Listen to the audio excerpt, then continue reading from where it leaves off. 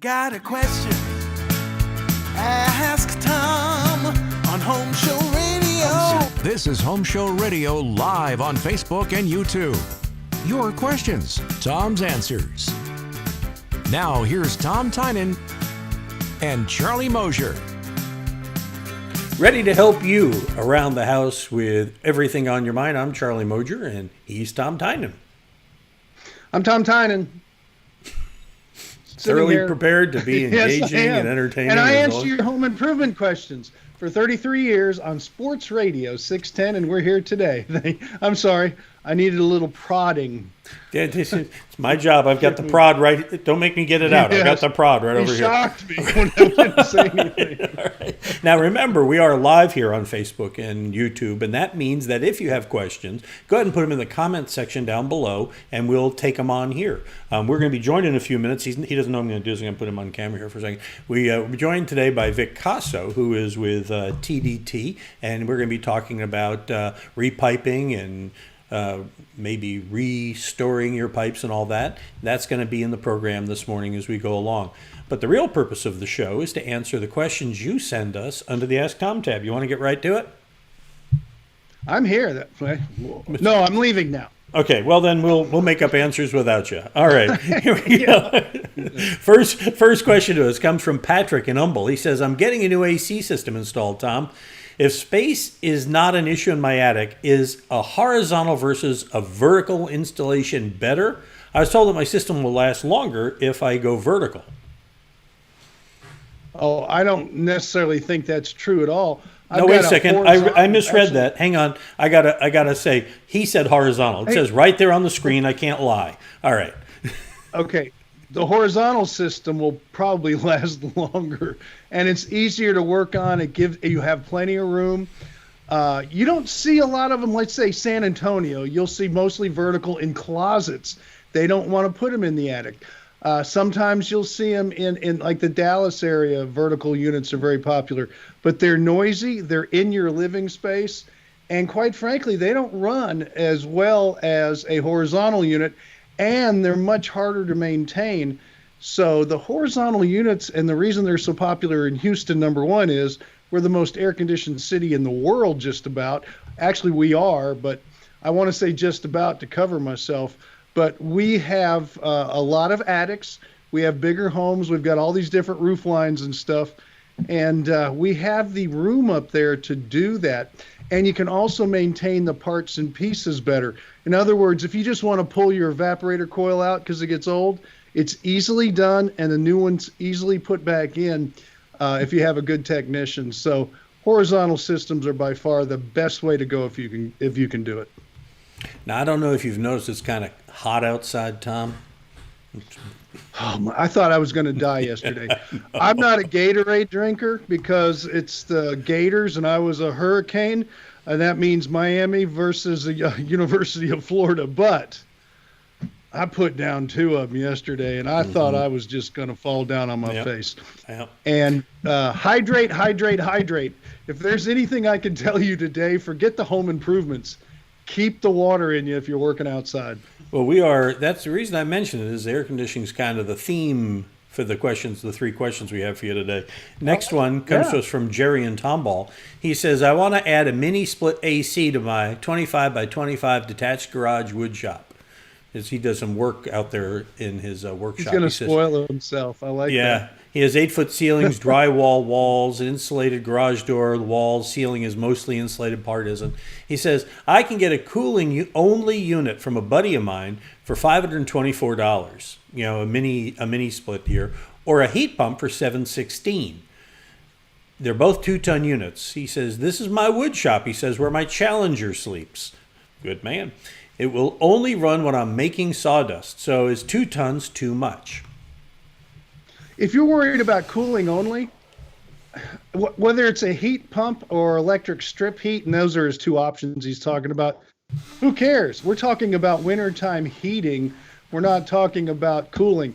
And I have a heat pump in my garage, which is a central one that I got from a friend, and I didn't have to buy. I paid $524. I'm not sure how the $24 comes in, but because it was old used one, it's like 30 years old. But heating, even though it works as heat, and I have an electric strip heat, you don't use it as much as you do cooling when you're working on cars. And by the way, I got a 66 Mustang in mine, so I totally understand. In other words, I don't care. Get the cheapest one and don't worry about the winter, worry about the summer, because that's when most people are out working on their cars.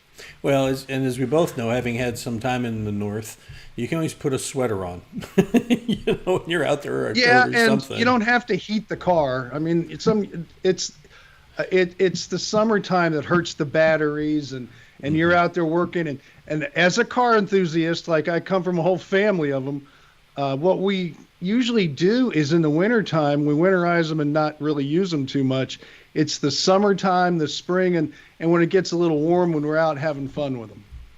I remember in New Hampshire, where I was a little boy, we used to have to put a heater in the dipstick to keep the oil from getting gooey in the cold, so we could start the car, keep the block from freezing. And in Lake Placid, when I just had a daily life up there, I had to heat my entire garage. I had this big heater in the corner hanging from the ceiling. I kept it at about 40, 42 degrees, somewhere in there, just to keep the car from freezing up so I could get the kids to school in the morning. So you're saying to Jerry, go ahead and get the AC only and don't bother with the heat pump? No, it's not AC only. Either what he's asking is, he says one's a heat pump. Right. The other one is probably going to be a strip heat, which is just electric heat. I'll have a couple of strips. So you don't have to spend extra on the heat pump. If it's the same price, if you want it, it doesn't matter that much. What I'm really saying is this: get the air conditioning system either way, put it in, and when you need to heat the garage, it's not that big a deal. So don't overthink the heating side. It's the cooling side you want to think about. Gary in Stafford has our third question for you. Tommy says, I own an 800 square foot house in Northeast Texas. What would be the best way to heat and cool the place? It's only 800 square feet now, right? He says he's considering central air and heat, a ductless system, or would a strategically located window unit that has both air and heat be sufficient? If so, would it be okay to leave it on year-round, even though I'm seldom there? What say you? I think first off, you should leave it on, but not necessarily at the temperature that you like. When you even when I go on vacation, I'll put I just spent a week away from the house. I had to go to Dallas for a week, and the house was empty for a week. I left the air conditioning system at 80 degrees just so it wouldn't overheat the house. It's not going to run as much. So the answer is, yeah, you keep it on. Now, if you want to do a ductless system and you have a nice open floor plan, I'm fine with that. I wouldn't do one if you had to buy 4 different heads, which means 4 different blower units for 4 different rooms. Then if you have the capacity just to put a central in, because you're going to keep the thing on anyway when you're not there, then I would just use a central on that one. And it would probably be less expensive if you have easy access to your attic. All right. It is time. Those are our questions. In fact, it's time for you to unmute yourself now. It's time for us to bring in our guest. It is we have our Home Show pros are a big part of what we do at HomeShowRadio.com. We go to a lot of trouble to find you good ones. And today we're going to be joined. By the way, if you're looking for them, they're right there on our homepage. You scroll down, you'll see. Look for TDT. That's where we find our buddy Vic Casso. Yeah, it's right here on the card. My close personal friend. I got to read off the card here. Yeah, right. I'll get you the Johnny Carson cards. The big ones. Hey, listen, I forget my name every now and then too. No problem, Charlie. well, Vic is. Tom, you got to move over to your left a little. You're out of the shot there. There you go. Hey, look at that. Anyway, Vic is the guy. He and Gary over at TDT are experts in not only repiping but also restoring pipes. In fact, you guys pretty much pioneered the entire technology here, Vic, of going in and redoing the pipes from the inside, adding the coating, making old pipes new again. Is that right? That's correct, Charlie. We started with the e-pipe process back in 2001. That's amazing. Wow. Time flies, huh? That long. And indeed. And you look good, Vic. You must have been 12. They don't only do it in houses. They're doing it in commercial buildings, in high rises, out on oil platforms and all that. But at the same time, I know that you're doing a lot of PEX and copper pipe repiping and all that, and that is what we have a lot of questions about today for you, Vic. So I want to get right to those. These are questions. And by the way, if you have a question, feel free to send it in the comments section below. That's where we're here. We have a little window here that'll tell us the questions, and we can put them to Vic or Tom if you have one for either one. That's what we're doing. Let's get the first question here, Vic. Our first question here, as soon as I can push the button, there it is, comes from Joe in Willowbrook. He says, we're beginning to have problems with galvanized pipes in our 42-year-old home, and I'm told there are two options. Replace the existing pipes with PEX, that'll require holes in the sheetrock repairs, and the other cleans the existing galvanized pipes and lines them. How do these compare on prices? Great question. That's one that we get asked all the time. And the beauty about it is that we offer both solutions.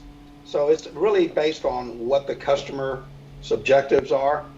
With respect to price, the total cost, overall cost for rehabilitating or rejuvenating the existing galvanized pipes will be less, roughly about 30% less, because there's no additional cosmetic work that will need to be done. Conversely, when we repipe a home with PEX or copper, unfortunately, we have to make accesses into the walls, in some cases the ceiling, and so that's always going to be an additional cost. And again, roughly about 30%, and a lot of it really depends on the type of walls that the customer may have. If you have high-value walls, that may go up to 35 or 40%. So it's always a case-by-case basis. Vic, when you get into case by case or an option of both, isn't it quicker, or correct me if I'm wrong, to just redo the pipes you have rather than repipe an entire house? Isn't it faster and easier on the homeowner? It is, Tom, because typically the E-pipe rehabilitation process and the PEX repipe is going to take about the same amount of days, anywhere depending on the house. Roughly between 3 and 4 days. Now, with the epoxy process, 3 or 4 days, we're done. Conversely, with the PEX repipe or copper repipe, the same amount of time, 3 to 4 days, but now you've got to add maybe another 3 or 4 days for the cosmetic work. And so you extend the timeline there. So, Vic, why would you choose repipe versus restoring the pipes? Is there an advantage to it? They're both excellent to deal with the deteriorating pipes. So either method is great. It really comes down to, for example, we've had customers that called us and they were inquiring about epoxy coating. And as I find out about their particular situation, it turns out that they're either doing a major remodel in their home, so they're going to be opening up walls and things of that nature. So I say, well, look, you've got really an option here, because you've already going to incur the cost of the remodel in phase one of that project. So you have the option, quite frankly, of either repiping or rehabilitating your pipes. And the question I get asked, well, we thought E-pipe was better. And I said, no, they're both excellent to deal with the current issue of deteriorating pipes. It's just a matter of what is your overall goal and cost. Okay, so let's go to Ben. He's in Acres Homes. He writes to us, my house was built in 1976, and I've had one leak, over the bathroom light fixture. The plumber said I need to think about repiping. He says, I'm reading about PEX and saw there's about a 25-year guarantee, while copper is guaranteed 50 years. So why not go copper instead of PEX? Well, great. And the question is, how much do I want to pay? Because copper is going to be a lot more expensive, not just the material, but the workmanship involved in repiping a home with copper. Conversely, PEX is going to cost less, and it's less labor intensive because you're not having to braze or solder fittings or pro press fittings, which again, that adds cost to the repiping project. When you get into this repiping and you're doing these different things, I've seen some repiped PEX jobs that I just feel are substandard, Vic. The details, the stub outs in the walls and things like that. Is there things people need to look out for if they're going to use a PEX system? Absolutely, Tom. That's an excellent question, because unfortunately there are some plumbing contractors out there that will repipe a home with PEX.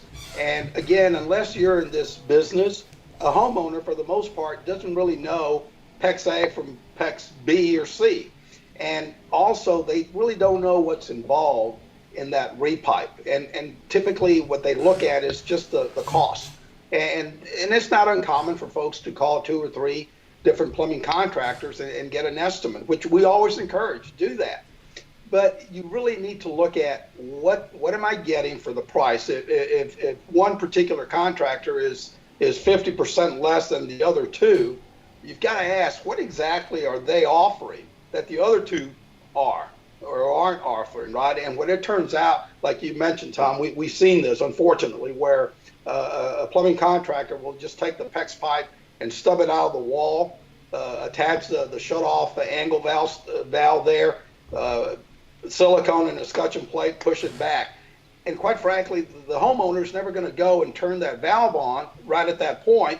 But when they do, might be 6 months later, might be a year later, and they go to turn that thing, that whole pipe just comes out of the wall. And we've seen that happen so many times, and particularly with hose bibs. And folks are like, wow, well, what's going on here? Well, they never really stop to ask, how are you guys going to stub out? And the plumbing contractor isn't really going to tell them what they're going to do. And so when we get calls and we provide an estimate over the phone with no issue at all, and people say, well, geez, we got an estimate that was like, $3,000 or $4,000 less than you guys. I said, well, what exactly are you getting for what that they provided you? And I started asking them, why don't you ask them what kind of stub outs are they're gonna anchor the pipe, they're gonna insulate the pipe, et cetera, et cetera. And then remarkably, they'll call me a day later and say, you know what, you were right. If we wanted all that, all of a sudden that price jumped up.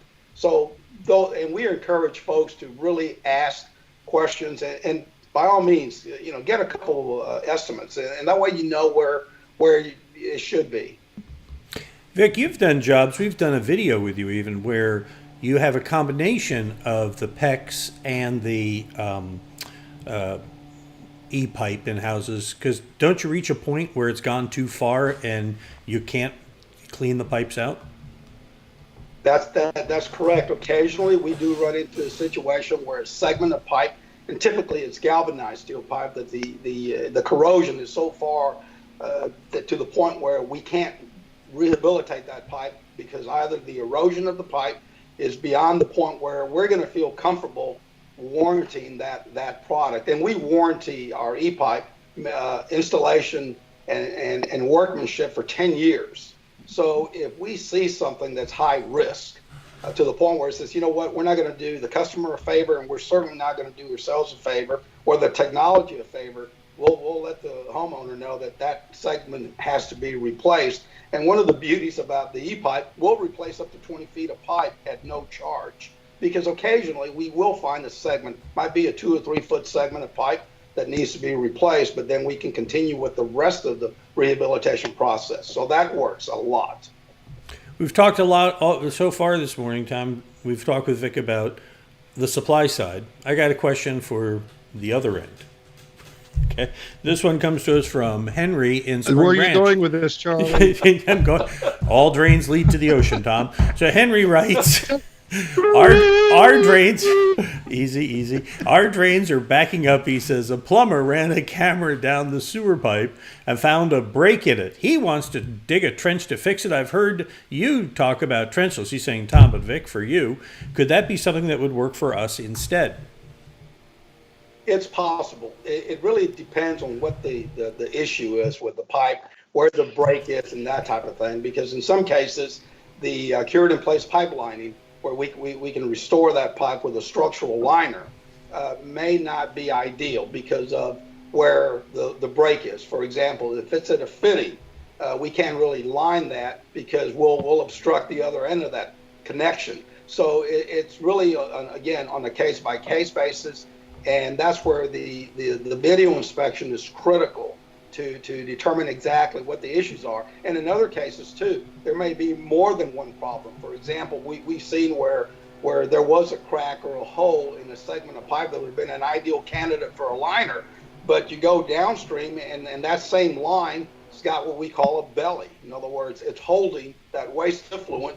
And yes, we can line that, but we're not really helping the customer at that point because that belly is going to remain. That liner is going to take the same profile as the hose pipe. So again, that's why the initial video inspection and diagnosis is critical as to whether or not it's the right solution.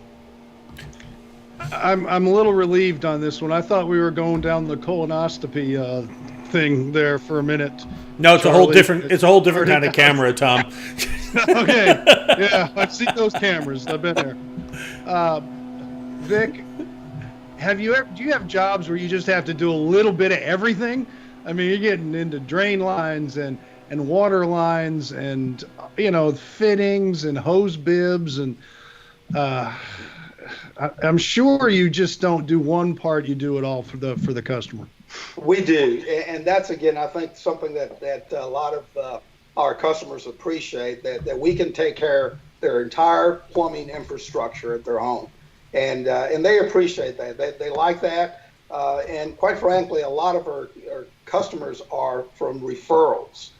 We may be working in someone's home, and we may get a call, 3 days later because customer, the homeowner, 4 or 5 homes down the street, talked to our guys that saw the trucks, or they talked to their neighbors or friends, and next thing you know, we've got a nice referral. So yes, we're able to do everything, and again, I think we do an excellent job in our pricing and the services that we deliver, and that's something we take a lot of pride in providing.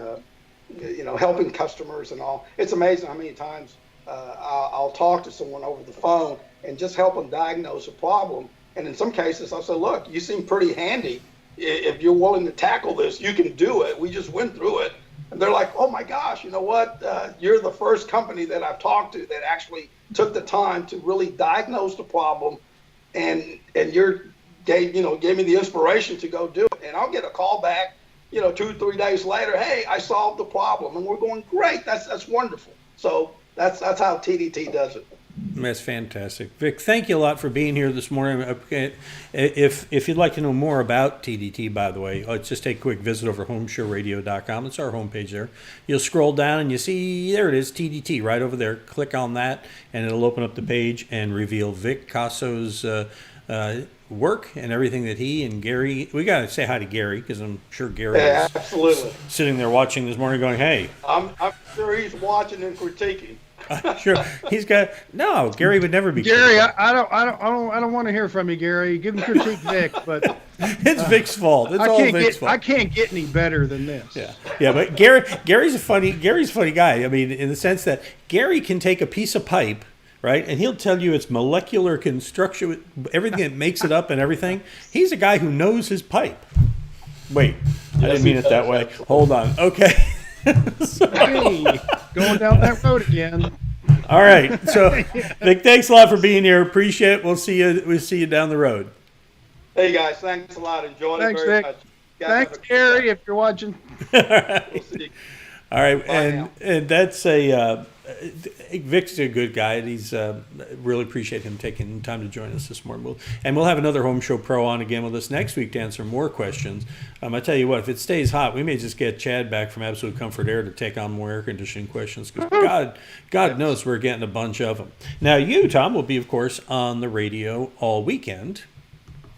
Yeah, Sports Radio 610. Danny goes on Saturday morning from 7 to 9. Danny Milliken, our garden pro, and all the garden pros that sit in with him. And then, of course, from 9 to noon on Sports Radio 610, I'll be taking home improvement questions, and 8 to 11 on Sunday also. So I'm here. And you be there, and we'll take care of you. Now, if you have a question, it's not too late. I know you... wait a second. Hang on a second. We got a note here from Gabriel. Gabriel comes in. He says, listening to you guys all the way from Texas. Keep up the good work. We will do our level best there, Gabriel. Thanks a lot. Thanks a lot for dropping us a line. And thank you to everybody else for watching this morning. If you want to get your question to Tom, we create Ask Tom videos. We post a new one every day. every day at HomeShowRadio.com, Yes. our YouTube channel, our Facebook page. It's real easy to get them on. Just go to HomeShowRadio.com, click on that button. It's the Ask Tom button on the homepage. Fill it out, send it in, and we'll put out a video that answers your question. Easy peasy lemon squeezy, just like that. So anyway, that's it. I'll talk to you on the radio Sunday with Tom. Tom, you have a great week, and we'll see all y'all next week right here, Facebook Live at 8:45 on Thursday morning.